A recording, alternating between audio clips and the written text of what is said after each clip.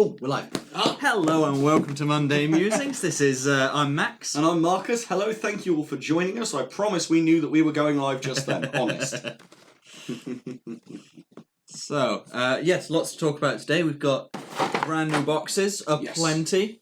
There's a big stack just off camera. Yeah, there's some books as well. Books, lots of models, lots to be looking at. As you can see, we're still in our COVID setup, so we're in different positions. And, yeah, be a nice one, I think. Hope you're all doing very well, and thank you to those joining us. Yeah, I see a couple of people already in. I see a question in already. We'll get to that in a second once we said hello. Nice to see quite a few faces in. Glad to have you along. Yeah. So yeah, we do actually have, I think this might be the most most models we've ever had on a table. Oh, it is easily the most models I've ever seen on a table in my life, with the possible exception of the awesome Waterloo and Agincourt dioramas at the Royal Armouries in Leeds. Yeah, of course, none of ours are built, but that's what you get when you get new boxes. Yeah. So yeah, we have basically... To say nothing of painted, because that's a whole other kettle of fish. We have basically the entire first wave of American Civil War epic scale pre-orders. Even the paint. Even the paint. All we need now is a brush. Yes. And like half a year to paint it. If only we knew somewhere that would sell us paintbrushes, Max. Wow. If only we had half a year to paint it all. Right? What else are we going to do before July the 29th? Mostly SPQR. Yeah, to be honest. That's been consuming most of my waking moments, I'm not going to lie. I've got flesh. I've gone through so much flesh wash and so many cans of barbarian flesh. Probably could have painted a life-size naked barbarian by now. Find a willing volunteer. I mean, Nick lives with me. I reckon he'd be down. He'd be down, but I don't know about willing. Yeah, please don't paint your friends barbarian flesh unless they consent. Very important message from Warlord Games to start. Find a friend who's already barbarian fleshed. And then flesh wash them. Yeah, and wash them and paint woad on as appropriate. That's a pro tip, and a lot of us have got a little bit, I know I certainly have, a little bit chunky in lockdown, wishing we looked a little bit more toned and defined. So what I'm going to do is take a bath in barbarian flesh and it'll make me look much less monocolour, you know? I'm going for a wet blend. Yeah? Yeah, just cover myself in wet paint and blend. Yeah, nice to see everyone along. Yeah. Shall we jump in with some content? So, Stumpy's going in there. First comment and first question of the day. Getting in early. And hello to Stig there. I see Stig's on time for a stream for once. There we go. Very nice to see. We will not dock you points this time. They're learning. You might get an A for this stream. They're learning. We need to change the time on them again. Yeah. So, from Stumpy. Hate to come out swinging, but can you address if the Zouaves Iron Brigade cavalry releases are $56 US, or is that a pricing error? It's more expensive than the standard brigade boxes for the same amount of figures. Thanks. So, this one, in a nutshell, yes, I don't know if that's exactly right, because we see it in pounds. Yeah. I can actually look in the background, but we can worry about that in a minute. Yeah. In a nutshell, the prices are different. Your standard brigade box, this is coming with, I think, the equivalent of about 300 men, because it's 300 man units plus cannons and whatnot. So anyone who's bought the War Games Illustrated these came with is very familiar with these. It's the standard sprue plus obviously your basing and whatnot. So obviously, from a manufacturing point of view, this, once it's made, is cheap as chips to produce. It's the startup cost that's kind of going. So we only do it for the mainstay units. Because of this, things like the Zouaves, the cavalry, and the Iron Brigade, those are being produced in Warlord resin. Warlord resin, that's right. Warlord resin isn't a sprue, it's a by spin, effectively, by injection, as it is. You get them made. Because of this, it's slightly more expensive. So we still think it's a great price point for what it is. Yeah. But it is more expensive than these. In the same way that a box of German Grenadiers, let's say for a German player, you'd pay roughly £30 for roughly 30 models. And obviously plastic kits slightly vary, but bolt action, 30 for 30 is about right. But when you get to your metal 10-man boxes, suddenly it's £15 for 10. It's basically the same thing in a different scale. Yeah. So I think $56 is right. That sounds about, but I'm not certain because we work in pounds on our side of the store unless we convert it. I've also been off for a few days, so I've been a little bit out of the loop with the exact pricing schedule updates. Yeah. But yes, basically it is normal, but we still think it's a very good deal. Yes. And having seen the models and seen them in the flesh, they paint up very nicely. Oh, they really do. Some of the stuff that Studio's done with them has been absolutely stunning. But we do have, as I say, we kind of sneak preview there of the Confederate box. Yeah, we've got the Union box, the paint set. Yes, if you'd like to take one, I believe. I was painting these with the original plan before I got distracted with every other thing we sell. Just slightly tweak that. There you go. Another Union brigade, not the British Union Brigade, a brigade of the Army of the Union. Oh, that one's going to come back This to time. confuse us nightmarishly. Nick, first person to place an order over the phone for one of these will get to watch us go, Which one? A lot. We've also got paint set. Yep. I'm really excited for this. I think it's weird. It's weird the things you get excited about when you work internally, because obviously we see cool models pat the desk every day. I saw this, was like, that's really good. I love that it's boxed up and That's not the only paint set we're doing for it either as well. No, so this is one that people will be able to find in trade sets, so your local gaming stores or your online shops will carry these. We also have like our standard paints in a bag kind of with a pre-made discount. bundles. Yeah.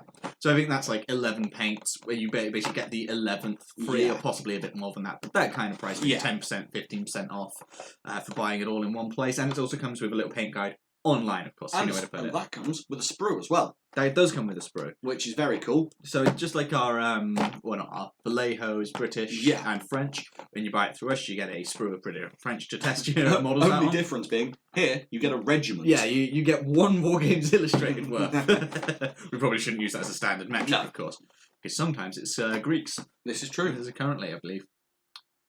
Was that the March issue? Yeah, I think that was the March issue. Yeah. Either way, I've got lots of them because a lot of people were like, I'm not really bothered about the Greeks. So I'm like, yoink! Future project. You now, in fact, have a surfeit of hoplites. Oh, I love them. They're cool. They are very cool. I think I'm on my third sprue now. And they're all getting combined with something, and we're on to something yes, I know what and you're I've got some Praetorians for this, and I've salvaged some Romans, and we might be doing an Undead Legion. But that will come up for the next time we talk Era 1, and it's not Mythic Americas. So, shall we crack into the big box? Yes. I've been waffling on. You've got the big box on your side of the thing. So I'm going to do some camera work on you while you're looking at it. So I'm just going to slide my thing along. First off, we have the big box. Yeah. Is that getting the scale appropriately? Yes. I'm a roughly 28mm scale human being, and that is a big old box. And I'm just going to try and set that up. Let's permanent. Let's crack the lid on this bad boy. Yeah, so it's mostly focused on the box. Oh, Max, are we going to get the sun? I don't think it will. I think it's got the joints. Oh, not quite. But that's actually the most sprues I've ever seen in one box. Yeah.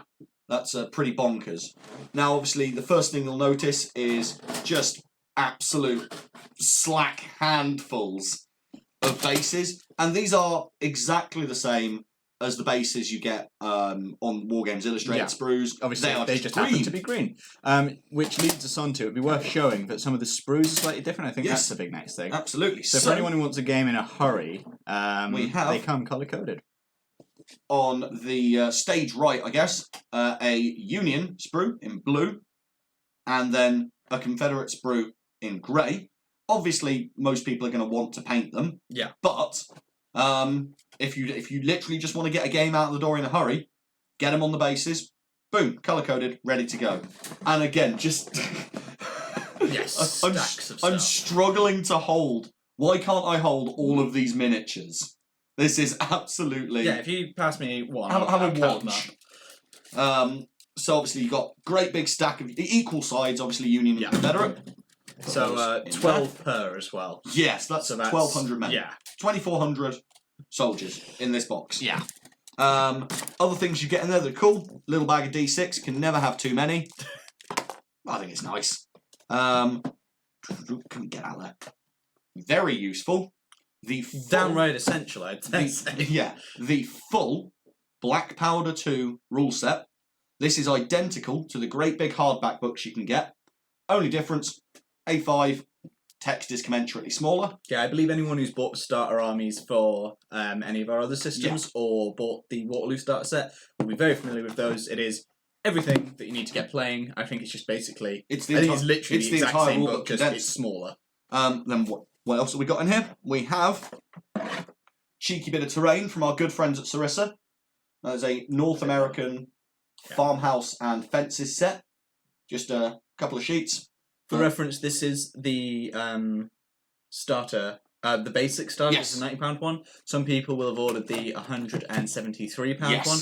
That will come with a lot more of these kind of sprues from Sarissa, again in this new epic scale, specifically made for us, and these will be outside the box. Yeah. So if anyone cracks open their box in excitement and doesn't see those, check the rest of your package. What else have we got in here? So, we have... Now that's one we're going to be looking at quite in depth, Yes. because a lot of people have already seen the I will sprues. pass that over to you. Marvellous.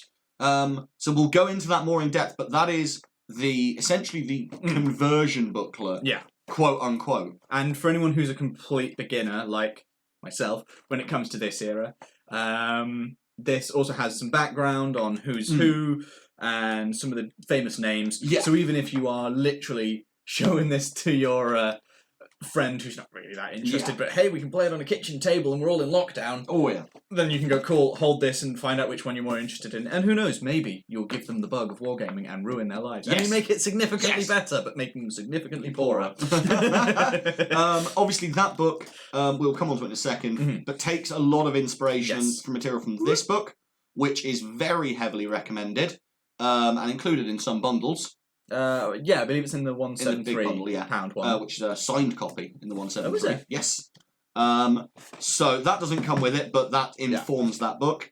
Now, let's get into the last bits, and this is one that we were asked about quite a lot. So I think this one, just quickly, I think this has about 5 scenarios in it, whereas this one is the whole campaign. So this, if you play this through, it's not every battle, because But you're playing the whole a lot war. of small battles kind of thing, but all the big ones, leading all the way from 61 through to 65, basically. And plenty of smaller engagements as well that you can use as generics. Yeah. Classic thing of Black Powder, it's all super modular. So if you have done some really specific research on something a little bit off the beaten path, you can just kind of take and switch and swap the units and make your own unit game. I see what you're looking at. I can't see it. The last things we've got in here, we got asked about these a lot. We have one flag sheet of colours there for the Union. And you'll notice there's not only line regiments, there's some zouaves in there, there's also some artillery on there, if I believe. Oh my lord. And then, you thought that was impressive, Max? Yeah. The Confederate sheet. Oh my, yeah, alright. Absolutely bonkers. So those are also the flags, I believe, that are included in the brigade boxes. Yeah, we can check that. We can check that. I was curious about that. But there's a lot of flags there. Yeah. And obviously the great thing with flags is once you run out, if you are a maniac and get so many regiments that you run out of these sheets and want to avoid duplicates, absolute simplest thing in the world. Just do a document and print them out yourself as well. Yeah. And you've got even more flags for your specialist weird units. Yeah, I mean, that's what I do with my Soviets. Yeah. Sometimes guys just need extra flags. Sometimes tanks need flags as well. You are a big fan of the tank flag. They look great. They do. No arguments here. They look quality. So that's yeah. So if you want to box that up, we'll leave this out. Maybe we should sign this one. Someone might pay like a whole extra pound to know that we've touched this. We could do. I'll tell you what. I do really appreciate the work our packers have done because it's so neat. It just no.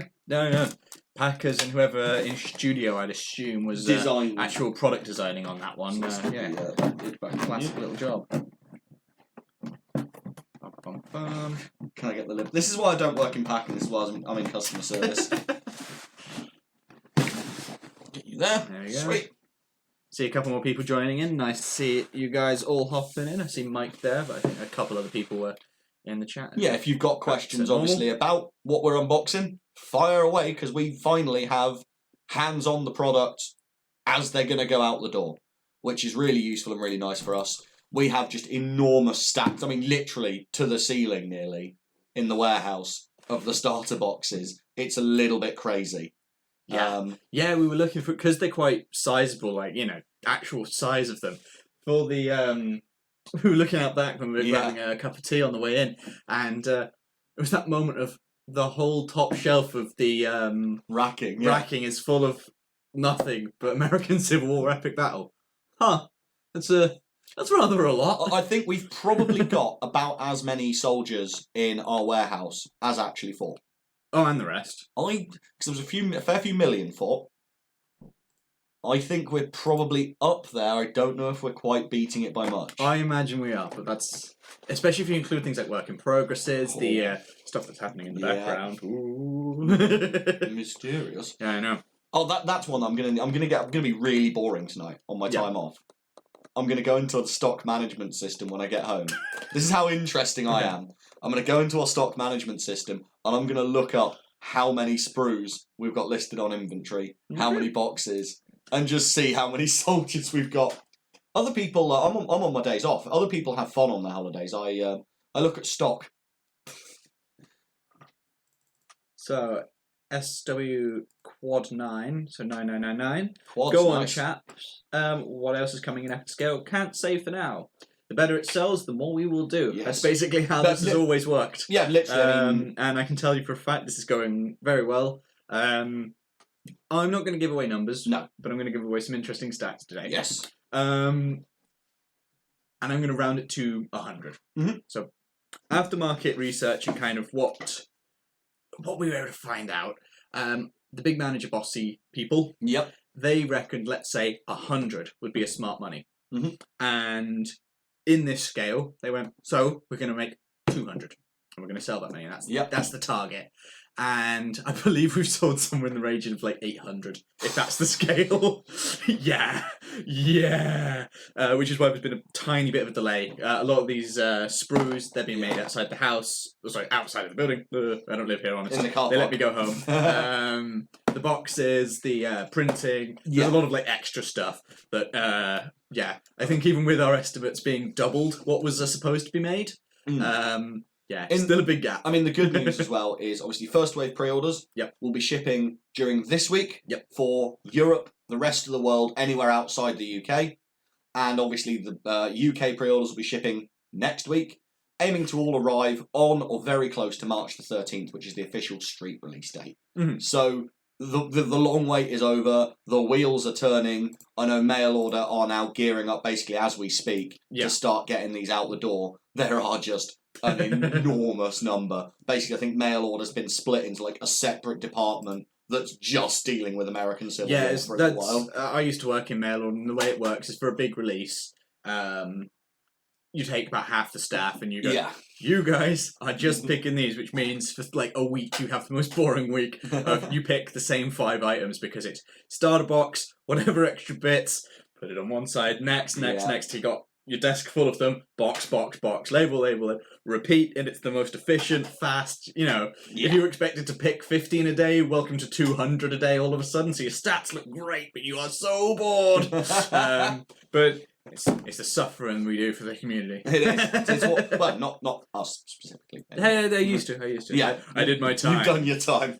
I used to look very young in the face, used to full head of hair, no beard, and he's weathered like an old oak. Me. Yeah. Sea Captain Max to be appearing in the sequel to The Lighthouse. Well, we've both been cast in the new Das Boot movie. We have, yeah. And I am fondly a lobster. Oh, yes. That movie's so quotable. I love it. Have you seen it? Yeah. I haven't seen it yet. Maybe tonight. It's well worth it.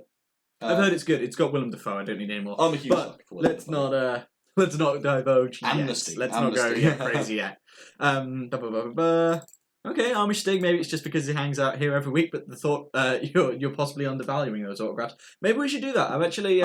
That'd be quite a fun one. Next time we do like a big release, signed box, because I imagine a lot of people have already pre-ordered it. Signed box, cool.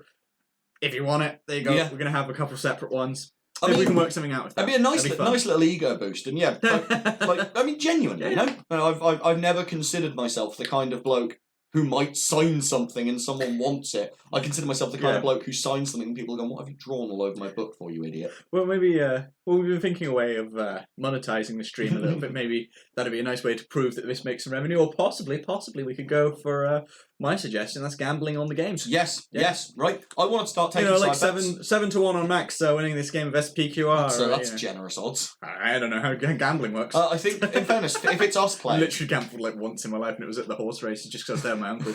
I don't understand it. That was the day you became a man and rode in a convertible and went to the horse races, right? No, I'd been in that convertible a lot. It's fun. But the horrifically turbocharged MX-5 aside, love that car.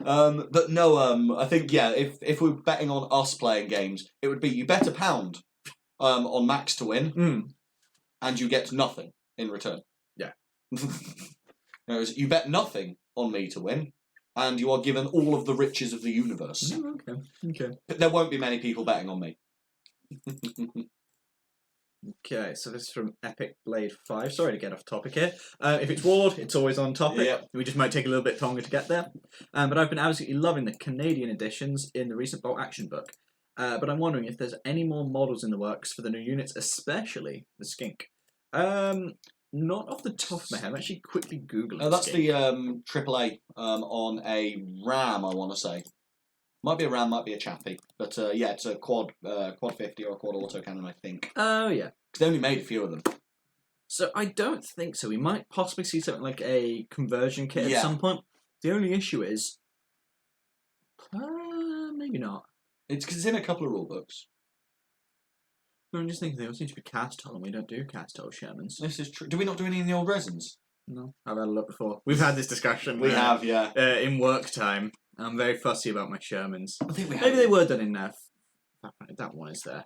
But either way, possibly be a doable conversion, I think. Yeah. I don't even know if the 50 cals look like Beezers. Really? Interesting. Yeah. I might be wrong. 792's a horrific caliber for... they look like... I don't know, I haven't seen pictures. I don't know. But yes, entirely possible. Yeah, absolutely. I mean, yeah, the Canadian stuff's super cool. Obviously, with the American stuff that's coming out with the new book, which is available on pre-order, by the way.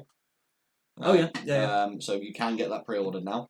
I'm really looking forward to that one. I really like the miniature that's included. I think I might have to paint a couple more. Oh, yes. He's up as the cameraman. Yes, I can't remember his name, but he was the guy that took all the famous... He's listed as just war photographer, I think. But he's based on... Oh, I can't Possibly, remember. I don't know. I can never remember the bloke's name. Chat if you know. He was the American photographer who took an awful lot of the very famous D-Day shots for the Americans. My brain wants to say Frank Robinson, but that can't possibly be right. I have no idea where my brain has conjured the name Frank Robinson from. You're not a million miles off. Oh? Limited edition Robert Kappa. There we go, yes, Yeah. Robert Kappa. There's a Robert in there. Okay. So I only got both of his names wrong. But you got Robert was in there. That's the partial success. But yeah, that one's up. I'm super looking forward to that one. But yeah, nothing for the Skink at the moment, and I've not heard anything. No, not what I've seen plans for. Yeah. But possibly in future, I know we've got Sherman chassis to base off, so... Yeah, it's never say no. There's an awful lot of World War II that we haven't done yet. But there is also an awful lot that we have done, so we are, there's a good chance that we do get into some of those more niche units, before too long. Which is really cool. I'm not going to say the end's in sight, because the end will never be in sight for World War II units. Because we'll do them all in one material, and think, can we do them all in plastic? Yeah, and you can always improve, make more variety, make more bits. Yeah, optional Zimmerit. Give me another winter German kit. Give me more T-34s. I don't even need them at this point. Just give them to me.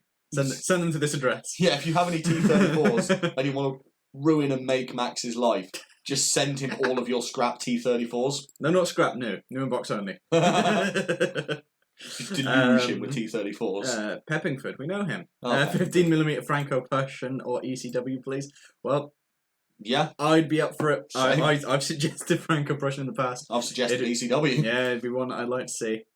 As Hellenistic War first. Yeah, as Max said as well, it is very much a case of, firstly, how well does the American Civil War do? And so far, very well. Very well. And secondly, it's got to be stuff that translates easily to the concept, and that concept is a single basic sprue.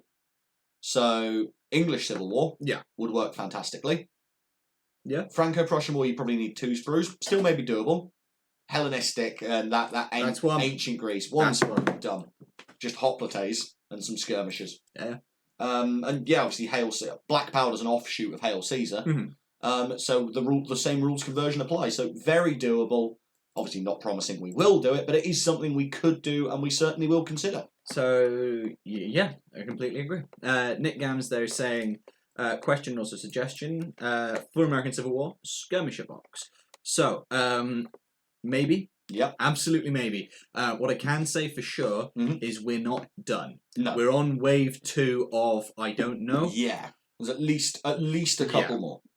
So we're not done, and it's that other thing of, let's say it stops at the 3rd wave, and that's basically everything that we're releasing initially. That's not to say that we hit 3 and we're done. No, absolutely not. So, at the moment, I haven't heard anything, but they were a huge part of the war, so I wouldn't be surprised if we to see them. Yeah.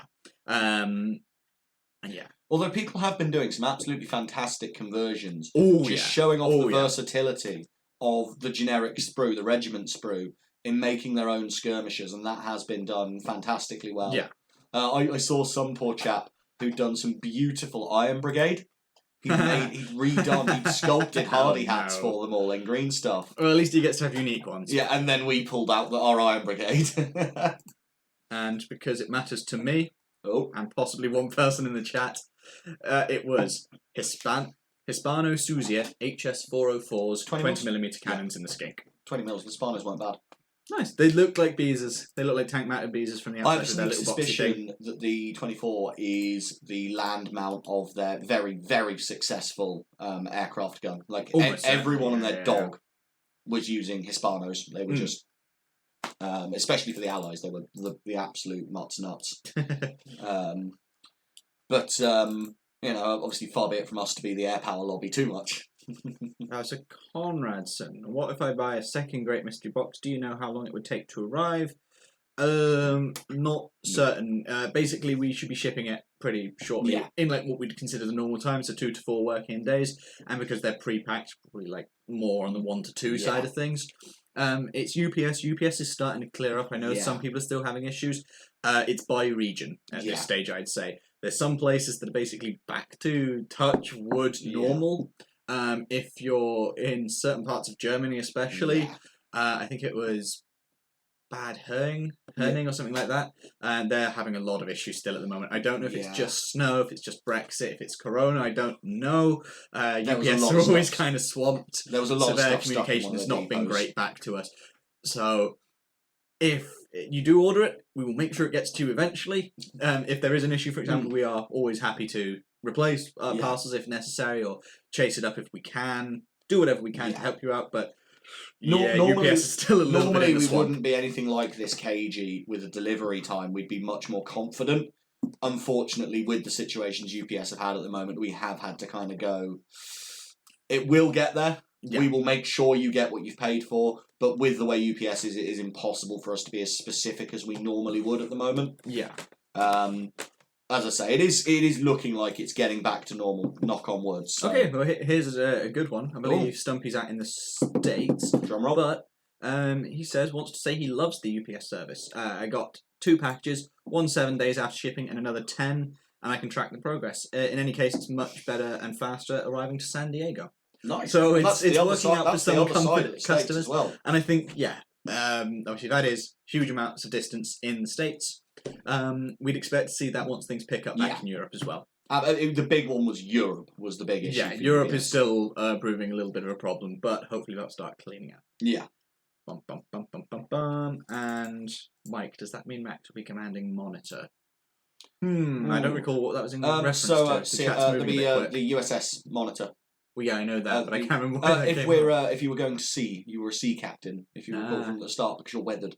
Oh, yes, because you look old. Because I look old. Also, it was Max's birthday recently, so it was last week. That was why I was off on Friday. Everyone say happy birthday to Max. Dangerously old now. Yeah, we practically retired. We are now comfortably part-time now. We're comfortably over 50 between us. Which so about comfortable. These chairs aren't great. Not a lot of lumbar support. No. I actually went to the other room and actually grabbed one without the arm supports because the one that you usually sit in falls apart. I'm sure people in chat have noticed us go whoomph. I mean, the big problem I've got is I've got quite a restless leg. So I tend to put my leg on the... This is why we give them tranquilizers before the show. Yeah. Keeps them docile. No, so I tend to put my leg on the stretchy outy foot bit of the chair. Oh, yeah. So that it doesn't... And you kick the thing. Doesn't vibrate the chair, but then the back of my calf trips the up-down bit, so occasionally I'll just kind of disappear. Which, makes things exciting. It's the spice of life. I'm going to try and sometimes he's short, sometimes he's tall, but it's all an optical illusion. It's usually the same. I try and look at things from different perspectives, normally about sort of 6 inches difference vertically. Bum, bum, bum, bum.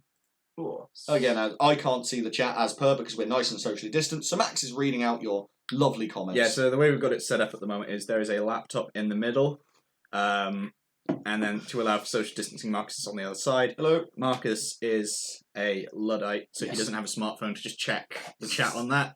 And our colleagues are currently using the laptops next door. Yes. Which is why you can't see the chat.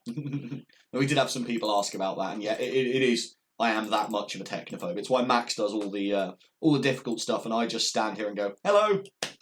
And why I don't give him my phone? Well, it's almost out of charge, and I need to get an Uber in a minute. Bum, bum, bum, bum.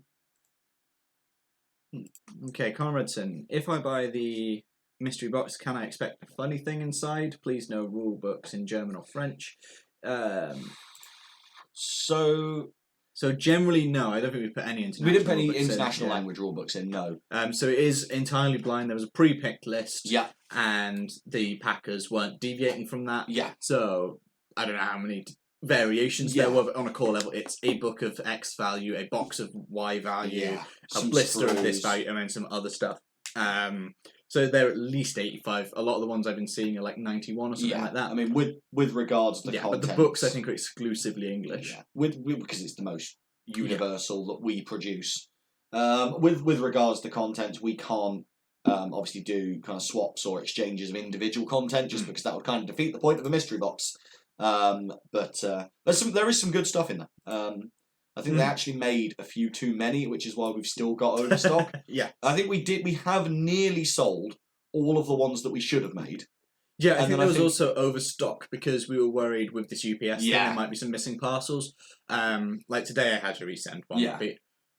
Yeah, someone looked at actually. Someone had the mystery box 1 go missing, and I was like, we don't actually have any of those left at the moment. Do you want a 2? Yeah, have a 2. And so, do you want to pay a little bit extra? I'm like, nah. You know what? I'll tell you what, I'm not going to quibble over a fire. No. Add the extra value one. Exactly. And, get it sent out. That's the way to do it. So yeah, a couple birthday wishes. Thank you very much, guys. Nice. Conradson, no, it was not last Monday. Marcus's was last Monday. You wished him a happy birthday last week. Yes. So, being as you're the painty one, Max, shall we have a brief look at what you get in the paint set? Let's crack this guy open. So I really like that. That's a nice box in terms of the stuff you get. I like a box that looks fancy, and that looks like a modern box. It fits really well with. It's branded beautifully. Yeah, I mean, it fits really well with the branding of the rest of the line as well. Yeah, which I really like. They are really cool boxes. Can't forget these. Simona this time. I know some I can see everything's packed perfectly. I know some of you collect them. Everyone in chat, who's your most seen packer? Oh, that's a tough one. I mean, and did you also see the thing that went up on Facebook about Morella? Oh, yes. Being saved from having to unpack mystery boxes that we packed extra of. So as we've already mentioned, 1 full sprue plus sprue of bases. Which is bonkers, right? That is literally the equivalent of us giving away, if we're playing this in 28mm, that's the equivalent of you getting a box, like a 20 quid box or an £18 box. No, it's the equivalent of getting 1 sprue out of this, which is a £20 box. Yeah. So it's more the equivalent of doing something crazy, like every time you buy a transport, getting a free infantry sprue. What kind of maniacs? Who would do that? Kind of maniacs brilliant would do customer that? service. Speaking of brilliant customer service, I'm not letting that one get out of the way. Oh. Lancer Ulysses.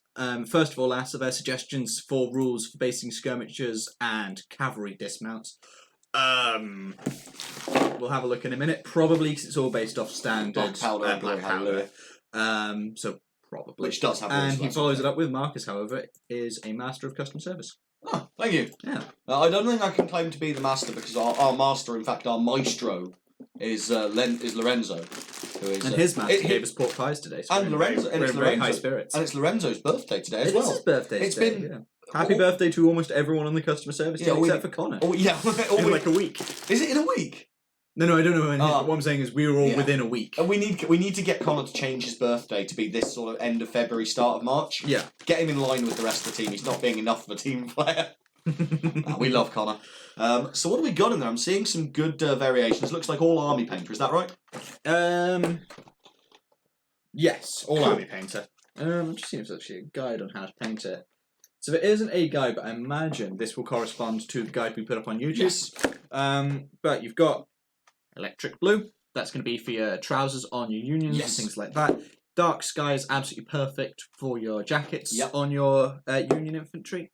Oak brown, I actually use this one for myself quite often for gun barrels. This will also serve you for darker World War II guns, stuff like that. But a lot of World War II stuff was quite bright and actually works with an orange paint. Because they were using There's a bit of paint advice no one was expecting tonight. Because they were using some weird stocks. Weird wood, wasn't it? It was like stuff that had barely been seasoned. But not even, sometimes even the nice ones. You look at early car 98s and they were like orange. The hell out of them as well. Gunmetal, you'll never guess what Classic. that's for. I love gunmetal so much. Mars Red, that's for your piping, your banner poles perhaps if you want them to pop. Yeah. Maybe a little bit unrealistic, but it would look good. Things like drums as well. Yes. You're going to benefit a lot from that. I'm going to save this one till last. Werewolf fur, basically anything else that should be brown. So possibly boots, maybe a couple jackets if you're doing union. A little bit of variation. Bedrolls. Barbarian flesh. For flesh of non-barbarians as well. This can confirm. We don't sadly sell a citizen's flesh as well. No. Elf green. I can't actually think off the top of my head what that would be directly for, but it's a useful colour to have. Possibly the guns. Yes, gun carriages for your cannons and whatnot. Cool. And finally, uniform grey. Does what it says on the pot. It's great. It goes on the uniform. And then the most important thing to tie it together. Strong tone. Oh, classic. We all love strong tone. I practically put this on my cereal at this point. It's it goes with everything. I love this stuff. I actually probably get through one every quarter at least. I use that stuff like nobody's business. Oh yeah. It got to the point where I'm not working in the office all the time, and I forgot to grab paint last time I was in the office the other week. I actually put in an order over the phone. I was like, Lorenzo, can you send it to me first class? I kind of need it urgent because I'm in the middle of something. Please tell me. And he did it. Please tell me he charged you postage on it. No comment. But yeah, so I think this is going to be a fantastic set. So this is going to be good for people who want to kind of get started. Yeah. So if you've never painted before, this is an absolutely beautiful place to get started. And if you're a veteran painter who possibly doesn't know that they're certain for the right tones, it's a good deal. You get some extra paints. This is the sort of thing I'll always just buy by way of course when I start a new project. Like most recently, my US, which was actually about a year ago now, but it was the last whole new army I started. That one actually went out and bought a whole new paint set. There was some duplicates in it, but it's nice to have spares, and that way you can guarantee you've got the right paints for what you're going for. I'm exactly the same. Whenever I start a project, I buy every paint I'm going to need for that project, regardless of whether I've already got it in my collection. And that means that I don't get to a point in the project where I need one paint. Yeah. Oh, I thought I had that, or oh, I've had it, but I've not used it in so long. It's dried out. Or you do that classic thing of you squeeze it and goes. I had one incident of that. It was the scariest one. I once threw one out of a window. I was so mad. It was basically. No, it was my Panzer IVs. My first lot of Panzer IVs that I did for my first tournament army, which was 4 Panzer IVs because I'm a psycho. Was just bad. You're not even psychopathic. You're just evil. Back in the old days as well, before someone changed Tiger Fear. I don't know what you're talking about. Who would that possibly be? What a maniac! Who would even suggest such? Who hates German players so much? But no, I was literally the night before the tournament finishing touches on my Panzer IV. But all I needed to do on the last one was just sponge some Vallejo Hull Red. Oh yeah. On the because I'd already gone and done the weathering on the exhaust. I just wanted to sponge a little bit back over to make it look a bit chipped. And shaking the pot, give it a squeeze, bang! I'm not kidding. The pot, or rather the I use empty blisters as paint palettes a lot of the time. Yeah, because they're really helpful. That's what I used to use before I used wet palette, wasn't it? Wet palette, yeah. But no, it's like there, and I've got about that much distance between the edge of the paint splatter and the tank. And I think if I splattered the tank, I would have might have given up bolt action preemptively. There, that was a close call. So I'm a Hail Caesar guy now. So now I actually have a really heavy gauge sewing needle that lives on my desk. And every time I get a paint, every time I use your ramrod. I can do my clearing drills. I only do it if there's a block, but I don't squeeze anymore. Like if it's not coming out easy, I'm like, right. Yeah, just that tiny little.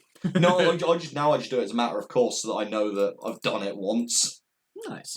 And it is quite satisfying. It is just clearing drill. And I've not lost the needle in the pot yet because I made sure to find one that's slightly taller than the pot is long. Pro tip: use a pin, not a needle, because It's pins got have the the pin, ends. yeah. That's what I use. Bum, bum, bum, bum, bum, bum, bum. A 4-inch nail.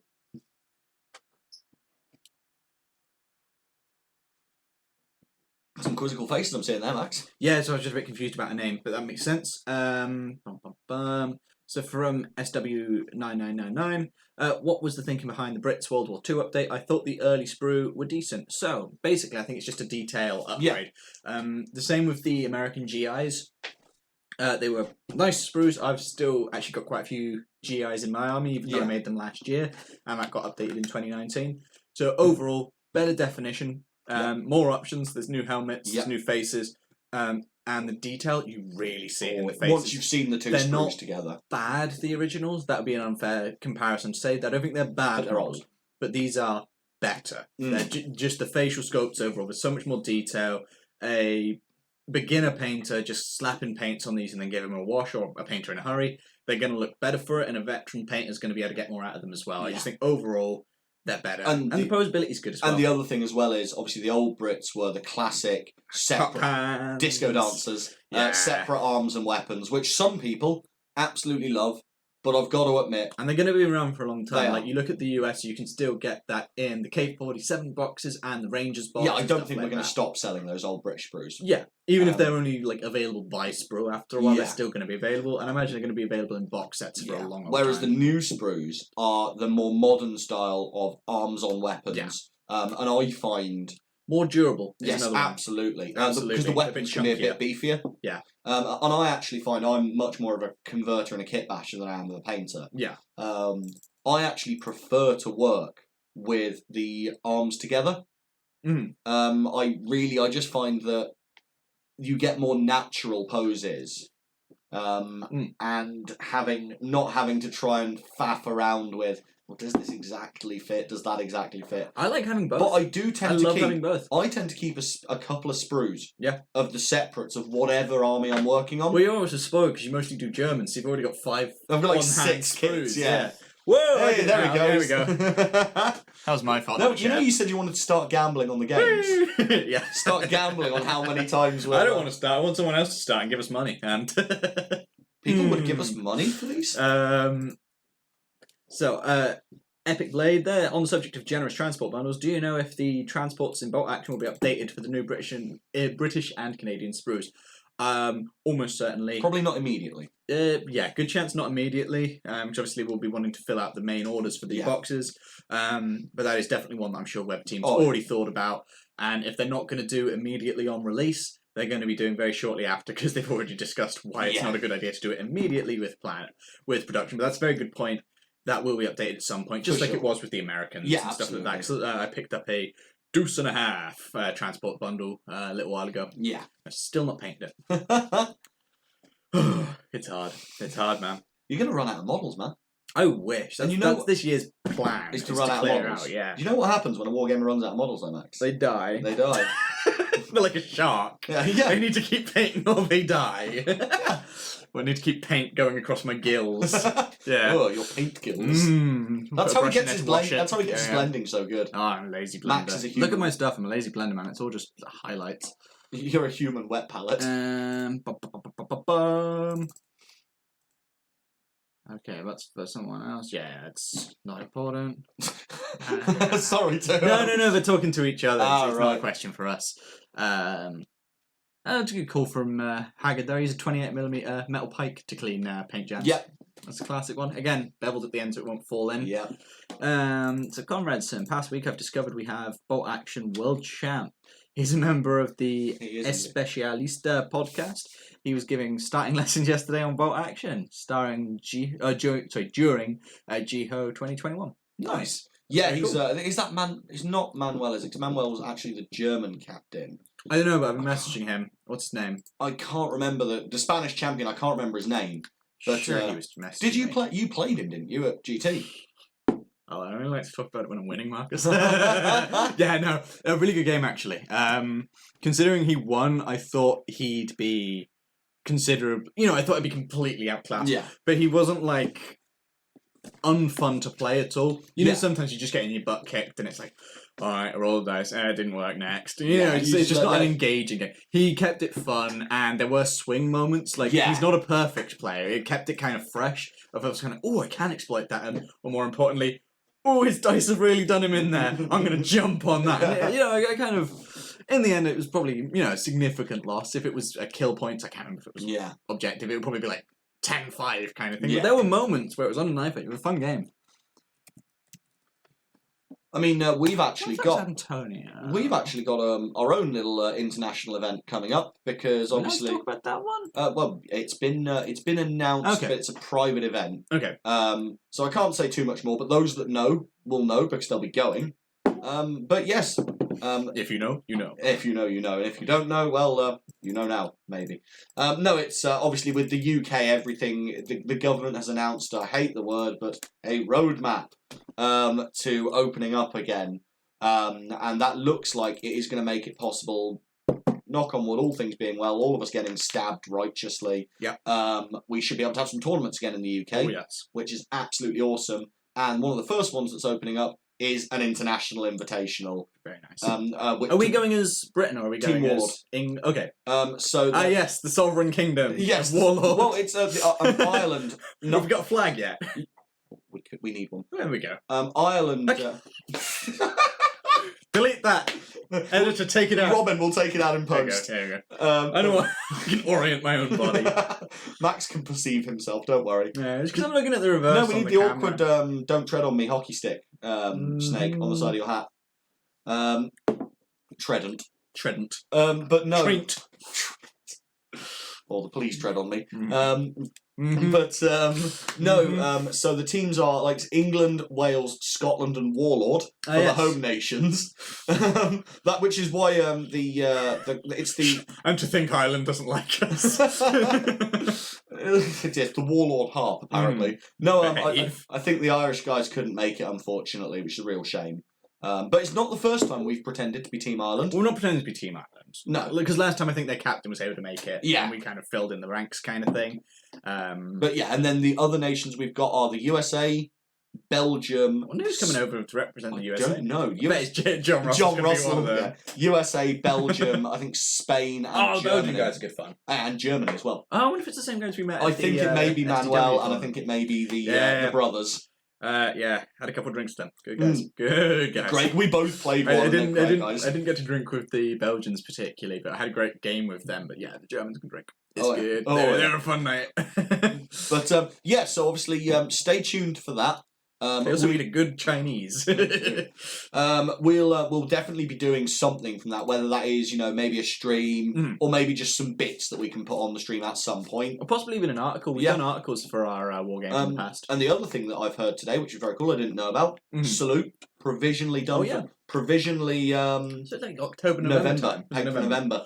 Oh god, it's just in time for it to be cold again. Oh yeah, that's Right, it. everyone in the Warlord bus at 5 a.m. I'm freezing. You've not done a salute before. No, I haven't. Oh. I missed the first one by not being hired yet, and I missed the second one by Corona. Yeah. No, I've Maybe done, on the bad luck champ. but I think there has been some rumblings about us doing. Do you know where Salute is? We've got someone asking. Mike asking. I can't remember the name of the centre. Roughly where it is. It's in London. Okay. It's one of the massive convention centres in London. It might be the XL. I wonder if it's the one where they had the tournament, and you know what I'm talking about, polystyrene. Oh yes, yes. Yeah. No. The XL London. Yeah, it's not. Predators has just confirmed. It's not that GT. No, I don't That's think. my favourite. That was in thing America, ever. I think, wasn't it? No, it's in London. That's my favourite event. Again, if you know what I'm talking about, and it's the polystyrene terrain event that costs like 80 quid. The 5-minute cafe Killed me. You know, that's the Dashcon of war games. Oh, that's deep internet, my dude. That's the dark magic. That's funny if, like, for the three people who who know what I'm talking about. I found a company that will sell me the classic as well in t-shirt form, and I may have to turn up in one to see if any with the medallion of see if anyone knows. God. But no. So Salute is on, and again, there's kind of a thing of Provisionally on, which is safety allowance. we might go down there. Obviously, I'll be going. We're I'll going. do it, There's been talk of us doing some filming there. I think that'll probably be a case of we'll be let loose to do an hour or two live stream, but that will be a live stream. Yeah. If it's assuming we're allowed complete creative control and there's no restrictions, there probably will be. But all things being well, my idea for it is we get a selfie cam and we literally stream from walking around. If anyone recognises us, they can be like, hey! And we'll see how we can go from there. And who knows, maybe if we're popular enough at that point, we might even do a little bit of a Q&A live. That'd be fun. Well, that was one of the ideas I've had for when the Warlord GT is able to come back. Is I'd quite like us to do, some stuff there, possibly some reporting.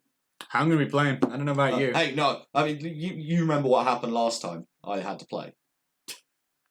I did poorly. You did poorly. I did win one. It's hilarious. You were playing in the non-competitive league. Yeah. And I'm there like, I got drawn up with 15 minutes notice to the competitive. And I'm on top table. And you're there like, I'm playing casual and I'm in last. I didn't come dead last. But all I will say is I'm really glad that system glitch disappeared the results of that year. Outside of the top 10. Yeah. My shame is hidden forever and I can just tell everyone I came 11th. So quick question here from Liverpool. Yep. Any news about changes in shipment costs? For example, what will change for Belgium? Nothing at the moment. There is possibly a change because I believe there's in like June-ish supposed to be a second look at how tariffs are working between Britain and the EU. We don't know anything about that, nor does anyone. For now, it's going to stay like that. Yeah. Just to recap for anyone new, the big reason we have moved to UPS is we can send UPS DDP, which means you don't get any additional charges when it arrives. So it's a little bit more expensive on the baseline. But you don't get slapped as a around. company, we probably, not necessarily supporting Brexit, completely neutral thing, but it's out of our hands. It just happened after. Yeah, so this is just one of the things that does it, and this is actually the way that it saves the most money. Because if we'd stayed with Royal Mail, like on a £50 parcel, you might be paying €40. Yeah. Which is no fun for anyone. As it is, we can say, here's it is in euros, here's the postage cost, and then it should arrive pretty quick once UPS is back to normal. The best way to find out all of our shipping info for where you're at as well is just scroll down to the bottom of our page, and there is the homepage on the website, and there is a shipping and delivery tab. Yeah, I think it's €75 as well, for what it's worth. For free shipping, Where are we going? Is there anything else? Or are we going to move on to? Yeah, I think we should move on to this one. Yeah, crack on. Let's look at this. So I've not actually had a proper look for this. Have you? No, that is... So today, because I've been working from home a lot, obviously, this is the first time I've actually been able to physically get hands-on with the final boxed products. That's what I'm going to do. I'm going to turn it around like that. And I'm going to I can peer over the camera. Yeah, and I'm going to actually get the camera in so we can kind of see what I'm looking at. That was paint streaming. That's not showing up fantastically. Bit of glare off there, I'm tempted to actually move it back because that really basically shows nothing. Trust me, there's images and text on this paper. I'm sure they can believe me. He's doing this because he won't tell us that he's actually gone completely blind. Yeah. He's been struck blind for his birthday hubris. There we go. So this one says history. No. So history is the first bit. Like I said, this is all just background, and this goes on for a couple of pages. So bear in mind, I think it's a 36 page. Completely wrong. 26 page booklet. You're only 10 out. And the history. I just swallowed my coffee the wrong way. You're perfect. Professionalism. So yeah, the first 4 pages are all history. So like I say, if you've got someone who's like on the fence about wanting to war game this, so say, throw them that, they can go get a little bit familiarised. Also a good little read, actually, if you're not familiar with it. Yeah, exactly, and I'm not, so much hits home at some point. On page 8, flags. Everyone knows that's supremely important, especially with that giant reference sheet. There's a lot of flags in there. And then we move on to rules. So rules page 1 here is a lot of terrain. There's a lot of we've not got that book, but a lot of the core rules are literally the same ones out of Black Powder. Yes. Some people have said, how are you going to convert the Rangers? You don't need to massively, as far as I can tell. And I don't think there's actually rules. There is a conversion in there. Is there? I believe so, but no, I don't think there is. Oh, is there not? I know, however, smoothbore musket I think was 18 in the original. Wasn't now it? I know what I do know is in the back of Black Powder Volume 2, there is a conversion table for different scales. Okay. In the actual main rulebook. Yeah. So if you really don't like the measurements for whatever reason, go nuts, convert them. Yes. So as I say, all your basic rules are in here. Yep. Interestingly as well, this actually has 2 scenarios in it for the American Civil War, main rulebook. Okay. You've got the Battle of Kernstown and the Battle of Antietam. Oh, nice. So... It's not what the anti is for, isn't it? Awful. Anti-atom. Yeah, so I think it's basically the same, because with the weapons ranges, shotgun, pistol 6, smoothbore musket 18, rifle, breech loader, and repeating on magazine-fed rifle 24, which I think is the same as it in the standard rulebook.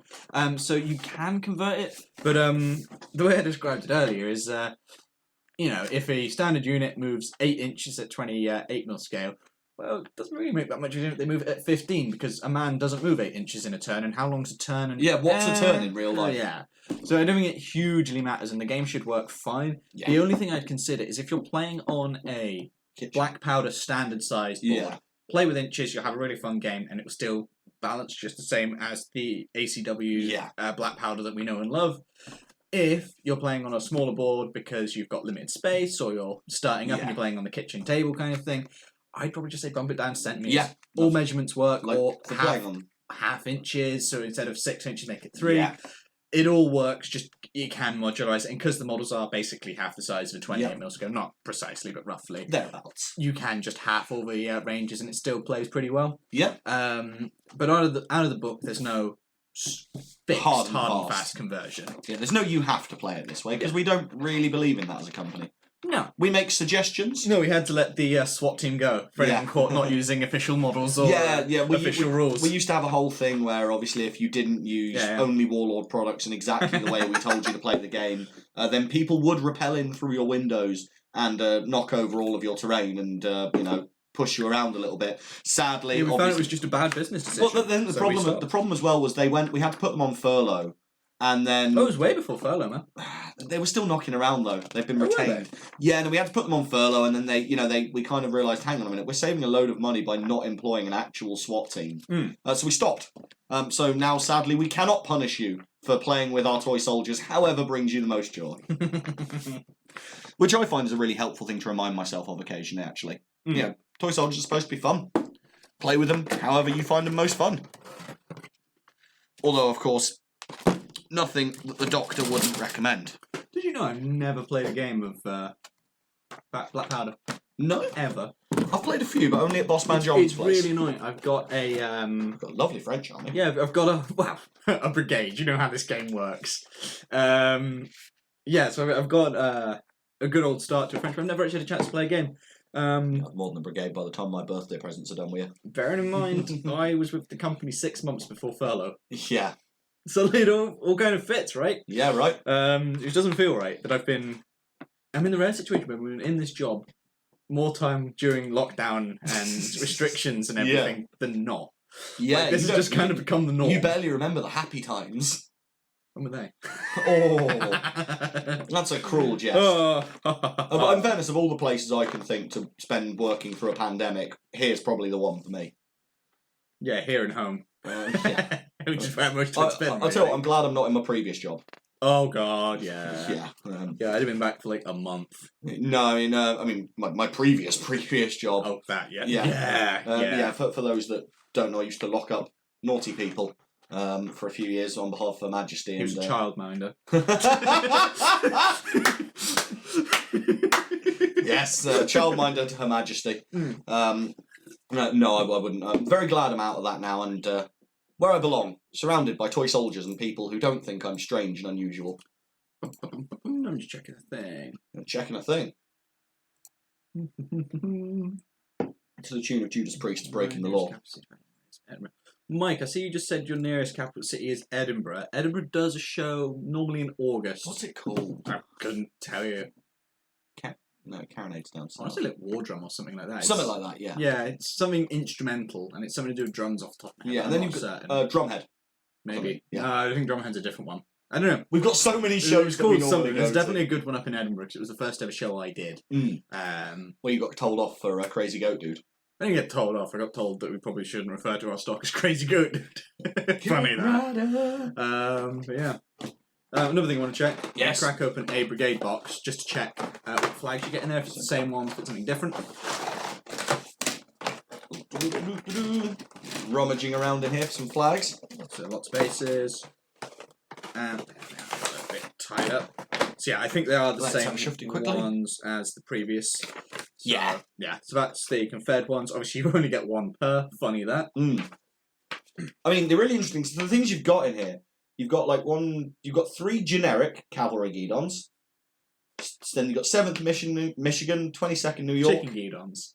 Done? Chicken guidons, yes. It's pronounced. Custer's Brigade and the Army of the Potomac headquarters. But then you've also got a bunch of volunteer infantry. You've then got some pre-war regular infantry, some US Marines, some 3 regiments of Zouaves, and the entire Iron Brigade. Oh, that's cool. Is on the bottom of the Union one. So we should probably talk about these ones to pretend I know what I'm talking about. So, are the Louisiana Tigers on there? Yeah, I've seen them already. Nice. So we got the first national battle flag, the second national, the third national, Army of Tennessee, North Virginia, first Texas, couple different Virginia, Texas, and things like that. You've got Florida state flag. That's kind of funky. Alternative one, which is far simpler. You've got the Alabama state flag. Got Louisiana, Mississippi. Van Dorn's battle flag looks fantastic. I don't know how it's going to show up, but the one in the corner there. Oh, yeah. Looks almost like something out of Turkey. It's Ottoman. Yeah. A couple more from basically all the places you'd expect. I won't list every one a million times, but some of the more interesting ones at the bottom here. You've got Zouave regiments, the Louisiana Tigers, South Carolina Zouave Volunteers, and the Louisiana Tigers Zouaves flag. So you got a couple different ones for your. I do declare. Yeah. One that I'm happy to see that's actually represented is the Bonnie Blue. In the middle there, because it's far more common than the Confederate flag to actually be seen flying, because the Confederate flag was actually only finalised quite late in the conflict. Yes, they went through a few different variations on it. I believe if you're doing Gettysburg. Bonnie Blues. I believe that's the one if you're doing Gettysburg. Don't quote me on it, but I don't think the traditional Stars and Bars one that you see more modern in reenactments and things like that, some less savoury things, are the ones that you tend to actually see in something like a Gettysburg, because that wasn't the finalised flag at that time, and the Bonnie Blue is far more appropriate. So I'm glad to see we've got enough to outfit the whole unit. Nice. So, Haggard's asking on this one, what's the difference between the brigade boxes, the flags? In a sense, the flags, essence, yes. And... Oh, you spotted something else? Oh, they are different in the actual boxes. Yes. Oh, I didn't realise. So if you noticed in, obviously, the starter box, you had 50% in blue plastic, 50% in grey plastic, just literally so that people can get games in straight away. That is the same. These are all in blue plastic. The Confederates are all in grey plastic. I didn't know that. As I say, to be honest, you want to prime them anyway, so once they're painted, it really doesn't matter, because I tend to prime uniform grey. Yeah, makes sense to me. So everything, underneath the paint, they're all the same functional models. So it's really for those people that are like, you know what, at this scale, they're more playing pieces to some people, which is entirely valid. Yeah. And they just want to get them on the bases and get gaming. And you know what? When you've got that many models on the table, it does work. Yeah, true. Not my thing personally, but I've seen it done in a few test shots, and it really does work. Yeah, it's got that kind of old school feel, because I'm pretty sure things like Hero Quest. The best thing about Hero Quest. I'm pretty sure that came with the models of it. There's that idea of this is a board game that you can miniatures with. This is a war game that you don't have to do the hobby side of it with if you don't want to. It's the tiny little flag sheets. But it's not like the models are any worse. No, absolutely It's not like they're difference. Significantly worse than our other models, other than they are smaller. It's bonkers detailing for the size. Or the other miniature companies in the same rough scale. So yeah, but the option's there if you want it. Amish, I'm curious. What are you 3D printing? I'm very curious. I'm tempted to try a little bit of 3D printing when COVID's over, because we've got the Hackspace in Nottingham, which you can basically go and try anything out. So I don't want to do it for miniatures, because I am a bit of a miniature snob. It has to be the finest quality. You do see some people going, haha, miniature printer goes brr. And, I'm not getting into that. Look what it's gone brr. I'm not getting into the annoyance of the internet. However, I really like it for terrain. I love it for terrain. So I want to get some of that in. And my current addiction requires terrain. Frostgrave. Oh, yes. Mega into Frostgrave at the moment. Frostgrave and SPQR is what I've been painting. Follow my blog, you'll see all the things I'm working on. I'm going to post a link, I don't care. Oh, Max segues beautifully into the plug there. Okay, I can do whatever I want. I have the laptop. Max is too ambivalent to stop me. I could stop Max's plan of world domination, but it's a Monday night, I need to hit 200 likes, man. Yeah? What happened to 200 likes? Nothing, but it's a milestone. You get some always set endorphins. But no, in fairness, I'm really interested about what 3D printing is going to mean for the hobby eventually. To be honest, now there's this weird culture around it of people sticking it to the man with inferior 3D printed products, quite frankly, and I look at them and I kind of go, hey, if they make you happy, rock on, that's cool. I don't think they look as good as anything that people make in resin, metal or plastic right now. I think one thing they're going to be super useful for, and this is one of the things I want to start looking into and starting to kind of get ready for when they become a bit cheap. So I'm still of the opinion they're not worth it to buy on an individual level, which is why I want to try like a commercially available one that I can go to a place and practice with. Is I can't remember who it was, but someone pointed out the skin curlier, stuff like that. It's something that companies are probably going to start having fit through the gaps. But if you want it, you can go, cool, here's your skink conversion kit. Stuff for me, SU76Ms. You got a Panzer 3? Here's how you can convert it into a thing. And that might not be a whole print. That might be, you take the bolt action, or you take whichever your preferred scale company, whatever is, and you add a bit over the top. Or maybe you just, here's the barrel printed out, and then I can plasticard build. It's that utility of going, here's parts. That's what I see it as, and it's something that I want to get good at, because I've heard as well, you don't just press a button and it happens, you have to kind of figure out the ratios. There's a little bit of CAD to be understood. Yeah. So I want to start learning stuff like that. I mean, it's a useful, it's a useful skill for the future, certainly. Oh, yeah. I'm going to be getting a few bits, actually, of LARP kit 3D printed.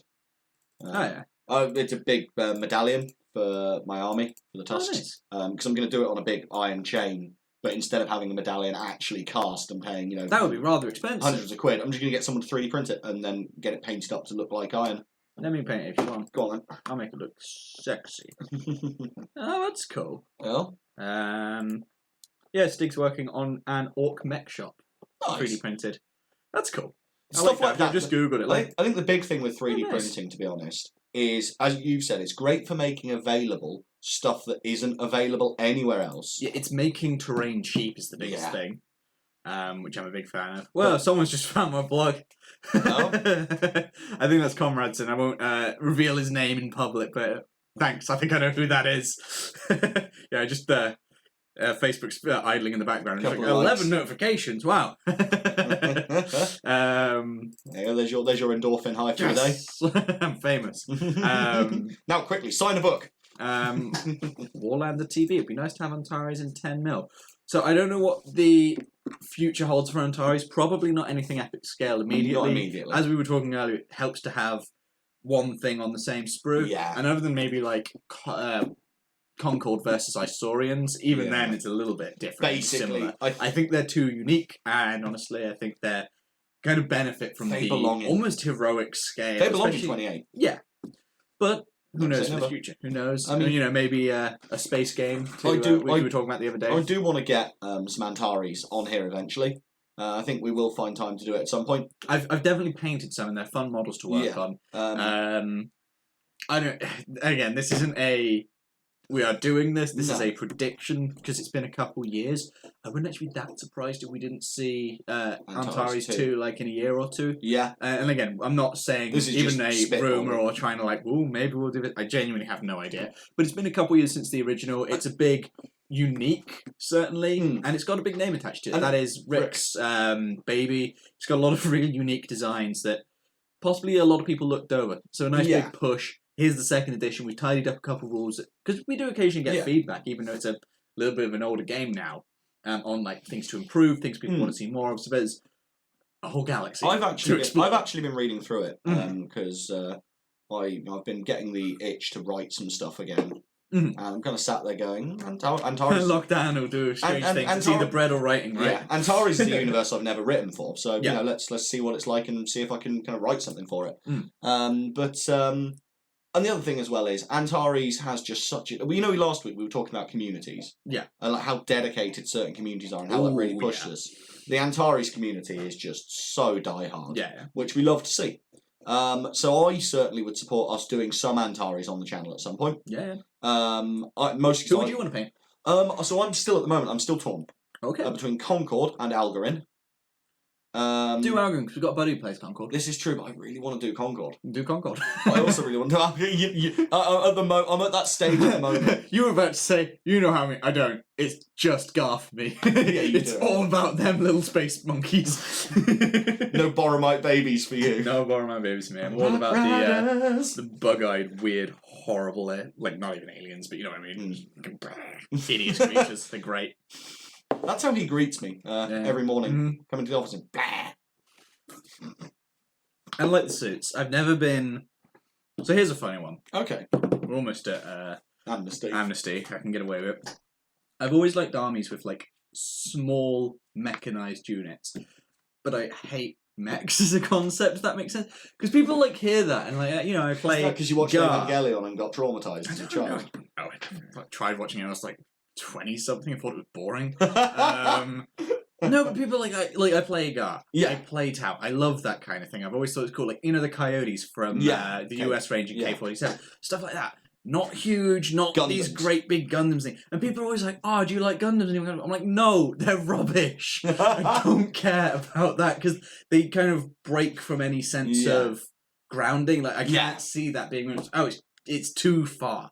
But like a battle suit that's like just taller than a story or like could fit through a door, I'm like, clicks in my mind. I'm like, that's perfect sci-fi. But when you see like the big Gundam suits walking around, that's dumb. You did buy basically Workshop's equivalent of a Gundam though. No, actually, a Gundam would have been cheaper. I don't know what you're talking about. Check out my blog to see what he's talking about. Oh, beautiful plug, dude. Yeah, no. You're getting pro at this. No, I disagree because that's different. It's special. No. But you know what I mean. I never liked it. It always feels too removed from any reality and like how they move. When it's just a big human, but it's like illogically big. Yeah, I like the kind of nuts and bolts of how you could actually make exo armor, which is a thing people are trying in real life. Yeah, right now. Everyone from Russia to I want to say Nigeria or Ethiopia had possibly the worst go at it. It consisted of a motorcycle helmet with a tube strapped to it and some American football pads. Absolutely beautiful. It's kind of like the North Korean Special Forces. I have no strong opinions on BattleTech. I actually kind of like the designs on that one. So I picked up... It's very much the Gundam and Evangelion, big suits that are just people. And like it feels like... Robot Shinji. No, well, I was going to say it feels like Power Rangers at that point. Yeah. It's clearly just a dude in a suit kind of thing. You've just annoyed like half of the internet. Max hates Tiger Theory, hates multi-launchers, and he thinks that Evangelion is why no one likes me in real life as well, yeah. I picked up BattleTech a few months ago. I got the all singing, all dancing, the newer turn-based one. Mm-hmm. It was expensive. It was nearly 70 quid. With all the toys. Yeah. Which is a lot of money for me on a video game, considering I've been playing the same Total War games that were out when I was 12. Forever. But I played through it, and played through the campaign. Really enjoyed it. I did find there were a few builds that were really abusable. That's always the way with strategy games. But the problem was I think I ground a little bit too hard. Like when you're doing Pokemon and you accidentally roll through a gym with like 1 million super high level Pokemon because you just went off and had fun for a bit. Yeah, kind of. I did that with my guys, and suddenly I'm like halfway through. Marcus doesn't know about Nuzlocke runs.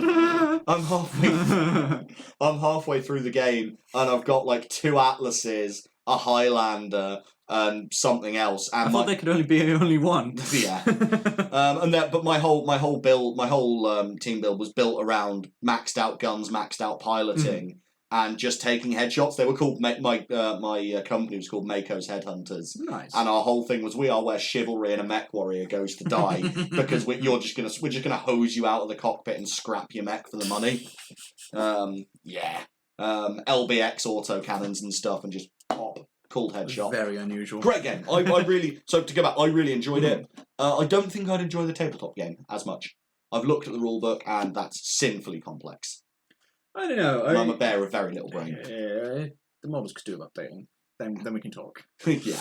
They're a bit old. They look cool. I like the designs, but they are a little bit old in the tooth. Yeah, for sure. Which is a shame. I think that segues nicely into Amnesty, doesn't it? Following my rant about BattleTech. There we go. Well, cool lore, cool universe. We both found a way to piss someone off today. Yeah, right. Cool lore and cool universe. I do want to read up on it some more. I know the blood of I can't remember his name. There's a really good novel series set around the clan wars and stuff. That's cool. Mm-hmm. I've had a lot of people say you should get into it for a lot of years, and I kind of finally did. It was kind of midway through the second lockdown. I was like, bored now. Bored, and I've got spare money because I'm not going to the pub. Yeah. I didn't going in last year. I didn't play many video games at all. I played a bunch of last two. Vince, that's because you finally got a laptop that can run. Well, not only that, I started playing on like the Wii U again, which I hadn't dusted off for like 2 or so years. Yeah. And PS4 came out, but recently I picked up a new laptop. So yeah, it's been good. A lot of new games. You've been smashing it on War Thunder with us. A lot of War Thunder. It's good, right? It's all right. Oh man, much better now. I fixed the glitch that was happening yesterday. Yeah, it's update season, man. So expect a whole new range of fascinating new glitches. I mean, in fairness, that's something I'd love to stream if we ever just break off and do Max and Marcus go rogue. No, nothing to stop us from doing it outside company with a different name. There is true. I mean, I think I'd draw a line at doing it with the company banner. Account. Might be. But maybe one day you'll see a. Just us playing some video games, hanging out, talking about basically, at some point like an extended Amnesty video on our own channel. Yeah. Rank the Total War games for an Amnesty question. All right. Do you want to go first, or I'll go first? Should we say top 5? Yours is going to be far less controversial. Yeah, let's do top 5. It's a bunch. Top 5. Yours are going to upset a lot less people. Go on then. 5. So start with 5. Go up to 1. Yeah. Start with 5. Ooh. Okay, that's actually kind of harder. I'm going to start at 1. All right. Medi 2, Rome 2, Fall of the Samurai, counting it as something. Yeah, Napoleon. I don't even know what comes in 5th. Oh, actually, no. Sliding everything from... So Medi 2, Warhammer 2, Rome 2, Fall of the Samurai, Napoleon. That's a lot of new generation wrongness there, dude. I mean, at least we agree that the best Total War game ever, Medi 2, hands down. Yeah. Then for me, so it's Medi 2, Empire. Oh, that'll keep me awake. Rome 1. I need it. Rome 1, I would actually say, in 3rd. Then probably Shogun 2, Fall of the Samurai in 4th. And then 5th, Medi 1. I don't know what to say for worst Total War game. That's hard. Yeah, I've not played all of them for reference. Worst Total War game at times, even though I've got it ranked like 2nd. Empire. Empire's glitchy, man. You desperately need Darth Mod for Empire. When you Darth Mod Empire, it becomes a really good game. Like when you Darth Mod Medi 2, it becomes a perfect and damn near perfect game. Yeah. I was trying to think worst. Like Rise of the Samurai, actually. Yeah. Rise of the Samurai is really dull. I don't like that one. Rome 2 for me. You've never played it? I haven't played it enough. I played like 10 hours of it, which is that for me is enough to know that I really don't like it. Love me. I think the problem is I played Medi 2 for so long that for me any other kind of UI or anytime they add a new feature that isn't just a plug-in to the Medi 2 UI, I'm like, no, hate it, new, it's wrong, it's different. I like Rome 2. I didn't like Attila very much. No, I've got Attila. I've got Attila. Actually, weirdly, my PC doesn't run it. It's well within my spec. Weird. But for some reason, it just chugs like a machine. You're not missing much. I didn't enjoy it very much. It's a shame. Do you know why I want? I beat it a few You know why I times, want to like Attila? Saxons. No, my favourite era of the Roman Empire. Oh, the fall and right split. at the end. The 5th and 6th AD. So they don't nail it. They really don't. Do you not get your like comitatenses and your... You do. It just doesn't feel like a good game. That's a shame. Boring. There's a lot of things I don't like. Because that's why I like Barbarian Invasion in Rome 1, because that's hard. They really mixed up the sieges as well. Oh, so really? The city and town fighting didn't work very well. Because I know, I mean, the one thing that I did find, probably the hardest Total War, Rome 2 Barbarian Invasion, Rome 1 Barbarian Invasion, starting as the Western Roman Empire. Yeah, that's hard. That's like one thing they get right. But that's brutal. It's hard to describe. Does 2 have a Barbarian Invasion kind of mod? Attila, basically. Because I've got the Emperor edition of 2 because I got it on release. So Attila's a whole different game. Yeah, because I've got Attila. It's like Napoleon or stuff like that. But Attila is basically that. The big thing, there's a lot of city battles, so a lot of it is you sack the cities. But they don't feel right. There's a lot of mechanics where you can burn stuff down, which is appropriate, but the mechanics are really wonky. Clunky. So you'll end up with battles where you've won, but the damage to your city is just bleh. At least does it have? Have they fixed the pathfinding? because Empire's biggest issue. Yeah, bear in mind there's Shogun in between. Empire's biggest issue, besides the tracer muskets. I didn't even know we did a Trojan War one. Yeah, it's that's a shame. That's a really cool set. It's based on Warhammer, unfortunately for me, and I can't stand the Warhammer Total War engine. It's not Total War to me anymore. At that point, it is literally its own game. It doesn't feel like a real Total War game. I love Warhammer Total War. I really do. I think it's a different. I will completely agree. It's a different. I think thing. If I approach it, because I've got Warhammer 1, which is way worse than 2. But I also don't want to spend like £300 getting a complete game because modern games. Wait for it to be on sale. Get the basic one and play as the Skaven and just funny rat men. But, I mean, the thing if I went into it in the future, as you know, it's not a Total War game. Funny rat men. I might enjoy it a little bit more. Consider it a sequel to Mark of Chaos. Yes, I wish there was still a PC made. Mark of Chaos forgot hard. Beautiful game. Anyway, Joel Falchetto there. Guys, is playing Total War ever inspires you to collect the new army? Yes. Well, I got those Romans. I got those French. Yeah. So let's start. Maybe not so much Total War for bolt action, obviously, but Company of Heroes. Massively. The Eastern Command, Oberkommando West, sorry.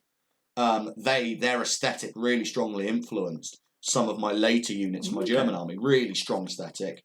I blame Call of Duty for a big part of why I got into World War II. Now, are they fantastic games? Are they fantastic research? No, but I used to play a lot of World at War, and I think that was entry level enough that it wasn't intimidating. And even though all the history was kind of a little bit wonky and biased, and it was very gamey. You still got to drive around in a T-34. Well, more importantly, it kind of set me on that path. It's a gateway drug. Same with Saving Private Ryan. Yeah. I had no interest in World War II when I first played that game or watched that movie, but they kind of clicked something and I went, I want to know more. There's one take 2. Place your bets. When's it going to happen next? Is there going to be another one this game? Or this stream? But yeah, no, it's things that's get you going. Yeah, I mean, I keep being inspired actually by. I've been reading a lot about the late Roman Empire again recently, which I do periodically. I go through swings of doing it, and again playing Barbarian Invasion to scratch that itch. Yeah, and I kind of sat there and went, God, I could just do some late Romans. I'll never do them because it's me.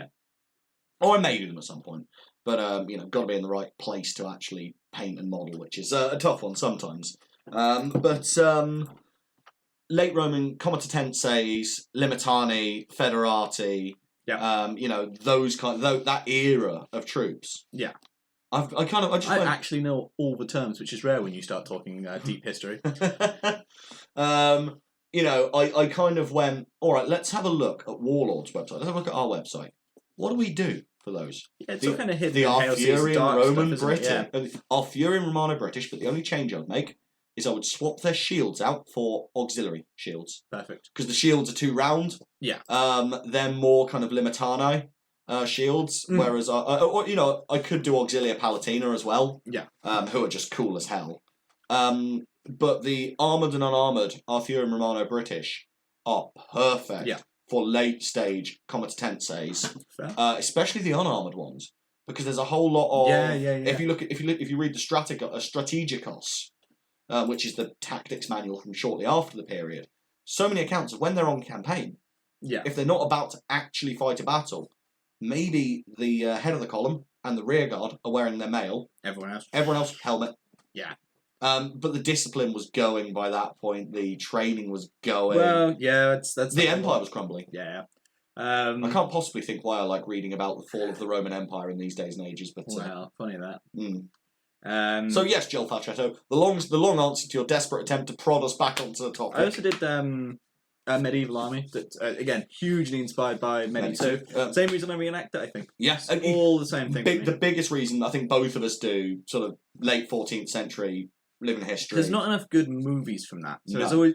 But it's with that game in particular, it was so stand out as a good medieval thing. Well researched, even when it wasn't perfect all the time. Yeah, it was. Again, it was a gateway. It was pop history. Here's something really fun, and then if you are interested in the actual history side of things, you can go out, and go read. And you can go learn, and there's a whole world out there. Yeah, I mean, I think one of the big things it did for me early on, because I started playing Medi 2 basically when it came out.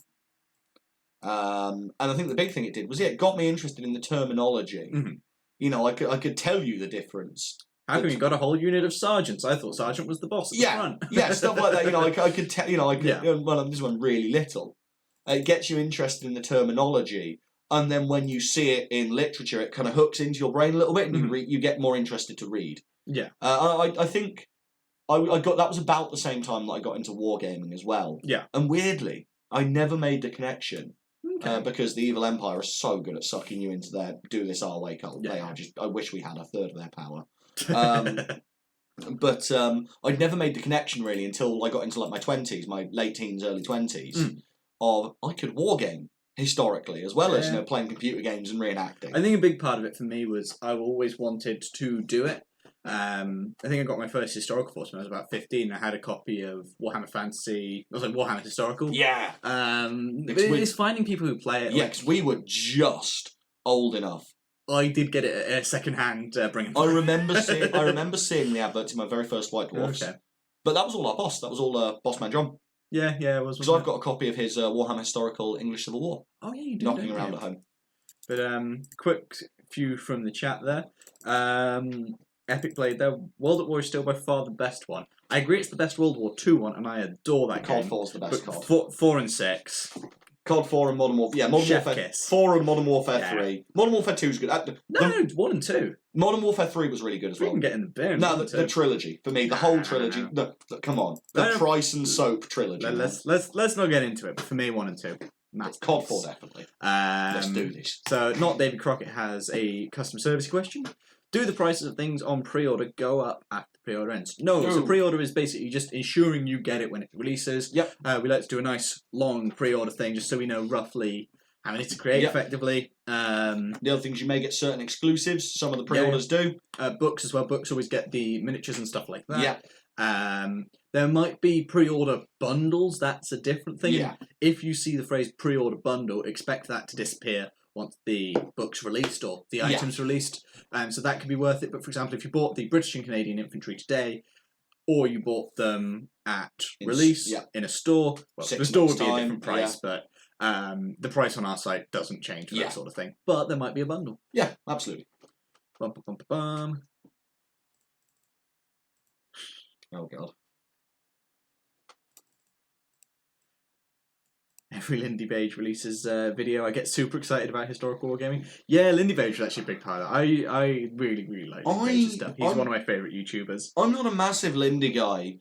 I used to be more into him. I've gone more specialised. Which is weird, because his stuff has improved phenomenally in the last year. I tried to watch his video on medieval logistics. I tried to watch. I will actually, because that's relevant. It's a two-part as well. All about one about just how it was in general, and then a 1 hour special on rivers. Nice. It's great. I mean, I watched and his 1 hour special on currency in medieval England. The most crazy.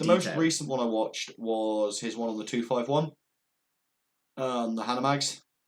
Well, at that point, you should be watching Chieftain's video on the 251. And that was one of the things I sat there and went, I could actually just be watching Chieftain. Mm-hmm. And I've gone more into the specialists, I think. So I'm a big Drakinefell guy, massive. And he's actually a big naval wargamer as well. I want to see if. Maybe he will sign your copy of Victory. Yeah, maybe, if I'm lucky. Oh, be still my beating heart. Big military aviation history, Chris Bismarck. Oh, yeah. Military history not visualised is kind of shonky sometimes, but no comment. Yeah, no, does occasionally have some good stuff, but probably some extra reading needed too after long watching. In the tooth. I don't mind long. I fall asleep watching a lot. No, but his stuff's too long in the tooth and not interesting enough. I'll watch like Drakinefell. I'll watch like Bismarck. Yeah. And like I'll watch 40 minutes of them and be like, and just follow it. And like 10 minutes of MHB, and I'm a bit like, next video. It just doesn't get to the point. Same with Felton. Felton is whatever for me. Felton's. But yeah, Lindy, peak. Seriously, you'd like the logistics one. I'll give it a look. I mean, I've got a that I can listen to all day. I actually really like it. I've got a 2.5 hour Grim Reapers video to watch tonight. And we both like Ian McCullough. Ian McCullough's great. Yeah. It's his weekly shout out. Yeah, there's guys go watch Forgotten Weapons. Go watch Forgotten Weapons. There he talks about the Bren gun in the last one. I'm not even changing it. I'm moving the camera instead. Can't go any lower than this. Max has sunk as low as he can. It looks like you're just kneeling now. Yeah. They can't tell. It looks the same from the camera. To you, it looks like I'm a child. To them, I look just as childish as normal. So, nice to see you partnership. This is from Lancer Ulysses. Nice to see you partnership with Geek Villain. Yeah, those guys are great. Oh, they're awesome. Their They mat's make fantastic. so much cool stuff. When I get a place, that'll be a strong consideration for what I use for a mat. For all of his mats, in fact. All of my mats. He's going to make a tablecloth by sewing several together. Oh God, that'd be horrible. Oh yeah, that'd be really. Last question because it's 7:30, but I'm going to answer it because it went in before that. Service is from Stig. Oh, and just since I thought of it, Max, thank you for all the help putting together the custom cast order. Ah, yes. If it works, I'll send you pictures of both Fuel Banzer and Broncator with Katusha. So we were talking about this one.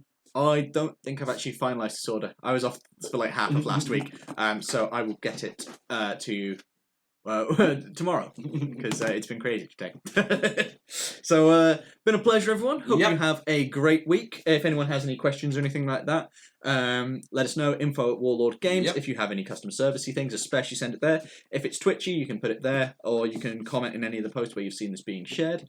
And hope to see you next week, where we will be having a game of SPQR. There will be lots of naked men. I am over the moon for this. I've been waiting for SPQR for a while now. I've had to keep my lips sealed on this one. And for anyone who's on the fence about ordering it, because obviously we got SP2R coming out, here's a chance to see it in the flesh, and you can judge for yourself whether or not you think we've massively improved it, because I think we have. Oh, yes.